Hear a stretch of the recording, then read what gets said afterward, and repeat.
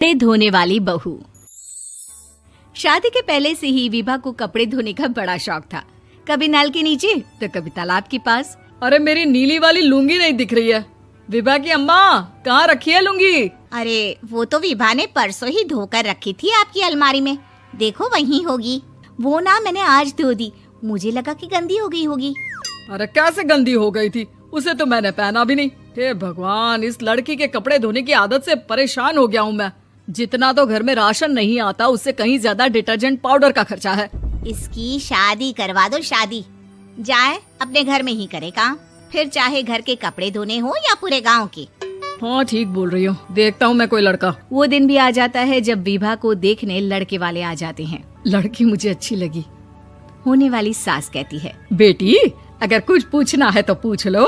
वैसे तो हमारी लड़की बहुत ही शर्मीली है, जो बोल दो वो मान लेती है, इसे क्या पूछना होगा।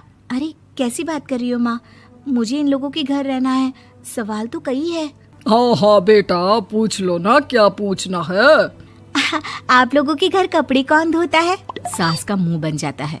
देखो अगर तुम ये कहना चाहती हो कि तुम्हें कपड़े धोने नहीं आते तो सुन लो, कपड़े मैं ही धोती हूँ, लेकिन तुम्हारे आ जाने के बाद मैं रुमाल तक नहीं धोऊंगी। अरे चुप रहना भाग्यवान, बहू बेचारी घर आई नहीं, उसे डराना शुरू कर दिया।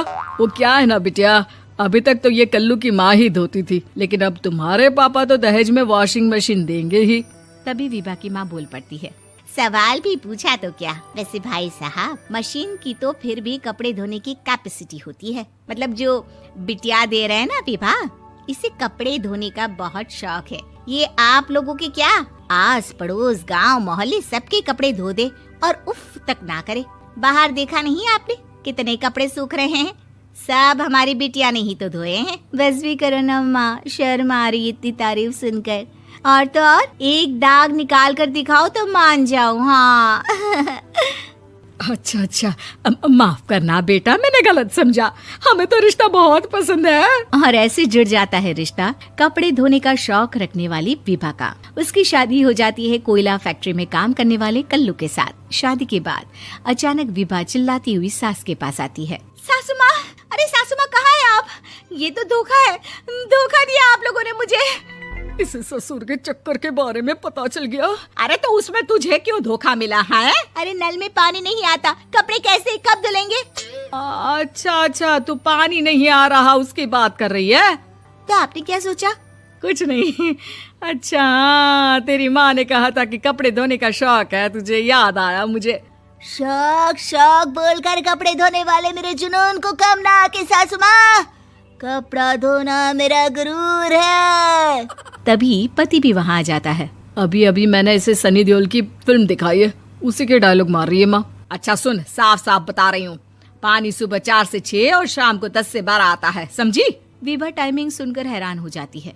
ये क्या भूतों का मोहल्ला है?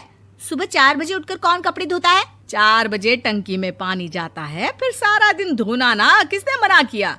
अरे कैसी बात कर रही हैं? 200 लीटर की टंकी में कितने कपड़े धो लूंगी मैं, सुबह ही उठ जाऊंगी मैं। अब क्या था, विभा सुबह 4 से लेकर रात के 12 बजे तक कपड़े ही धोती रहती। एक रोज सास पड़ोस से निकलकर कहीं जा रही होती है कि साथ वाली कहती है, हाँ कल्लू की माँ, जरा ये बताओ कि 2 साड़ी है, 2 ब्लाउज और एक पेटीकोट और एक नाड़े वाला लंबा कच्छा। हाँ तो? अरे तो क्या, कितना लोगी धुलाई ये बताओ। धोबन दिख रहे हैं हम क्या? हमारे पति सरकारी नौकरी से अभी रिटायर हुए हैं और बेटा सुपरवाइजर है कोयला फैक्ट्री में।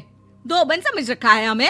हाय रे कल्लू की अम्मा, माफ कर दो, वो तो मोहल्ले में यही सब बता रहे थे कि तुमने बहू को कपड़ा धुलवाने के काम में लगा दिया है। सास को पड़ोसन की बात सुनकर गुस्सा आ जाता है। वो घर पहुंचती है जहां घर के बाहर ही इतने सारे कपड़े सूख रहे होते हैं जितने कि किसी धोबन के घर पर। अरे ओ कल्लू की दुल्हन, बाहर निकल।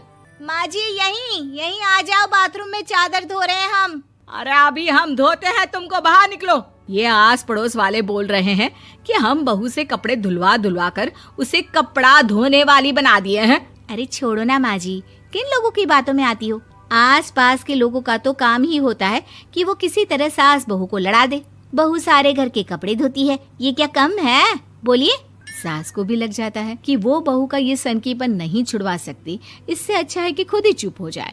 एक रोज सास और बहू मंदिर जाते हैं, जहाँ सास की साड़ी वहाँ खड़ी भीख मांगने वाली से मिलती है। माँ जी क्या बात है, आपकी साड़ी उस भिखारन से कितनी मिल रही है ना? हाँ हाँ देखो तो, दोनों की साड़ी मिल रही है। क्या बात है कल्लू की अम्मा, तुम खुद को तो अफसर की बीवी बताती हो और ऐसी सिंपल सी प्लेन साड़ी पहनकर घूमती हो। सिंपल और प्लेन नहीं है ये साड़ी। तो क्या सोने के धागे से फूल बने हैं?